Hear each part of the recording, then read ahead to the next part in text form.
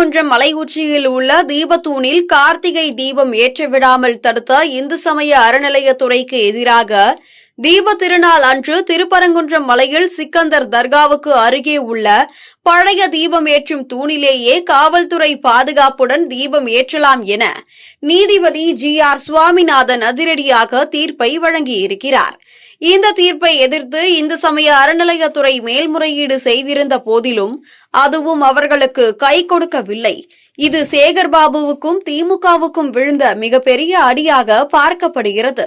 இன்றைய தினம் மகா கார்த்திகை தீபம் கொண்டாடப்படும் சூழலில் திருப்பரங்குன்றம் மலை உச்சியில் உள்ள தீபத்தூணில் கார்த்திகை தீபம் ஏற்ற வேண்டும் என்று உயர்நீதிமன்ற மதுரை அமர்வு ஏற்கனவே உத்தரவிட்டு இருந்தது. மதுரை மாவட்டம் ஏழுமலையை சேர்ந்த ராம் ரவிக்குமார் என்பவர் இவ்விவகாரம் தொடர்பாக மனு தாக்கல் செய்து இருந்தார். அதில் திருப்பரங்குன்றம் மலை உச்சியில் கார்த்திகை தீபத்தூண் உள்ளது. இங்கு நீண்ட காலமாக கார்த்திகை தீபம் ஏற்றப்பட்டு வந்தது.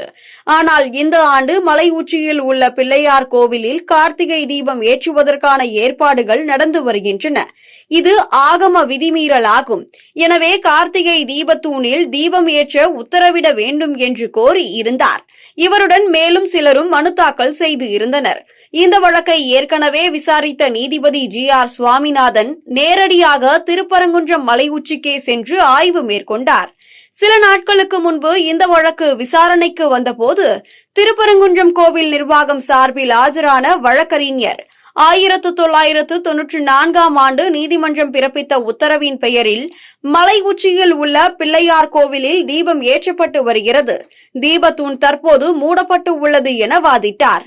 இதன்பின் அனைத்து தரப்பு வாதங்களும் முடிந்த நிலையில் இந்த ஆண்டு முதல் திருப்பரங்குன்றம் மலை உச்சியில் உள்ள தீபத்தூணில் கார்த்திகை தீபம் ஏற்ற வேண்டும் என்று உத்தரவிடப்பட்டது. இந்த நிலையில் நீதிபதி ஜி.ஆர். சுவாமிநாதன் பிறப்பித்த உத்தரவை எதிர்த்து கோவில் நிர்வாகம் மேல்முறையீடு செய்தது. இந்நிலையில் இன்று கோவில் மலை உச்சியில் இருக்கும் தீபத்தூணில் கார்த்திகை தீபம் ஏற்றலாம் என நீதிபதி தீர்ப்பில் தெரிவித்துள்ளார்.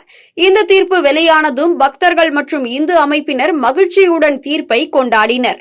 நீதிமன்ற உத்தரவின்படி இன்று மாலை 6 மணிக்கு திருப்பரங்குன்றம் மலை உச்சியில் உள்ள தீபத்தூணில் மகா தீபம் ஏற்ற ஏற்பாடுகள் செய்யப்படுகின்றன. அதே நேரம் உச்சி பிள்ளையார் கோவிலிலும் தீபம் ஏற்ற ஏற்பாடு செய்யப்படுகிறது. 4.5 அடி உயரம் கொண்ட கொப்பரை, 450 லிட்டர் நெய், 300 மீட்டர் காடா துணி, 5 கிலோ சூடம் ஆகியவை மலைக்கு எடுத்து செல்லப்பட்டன.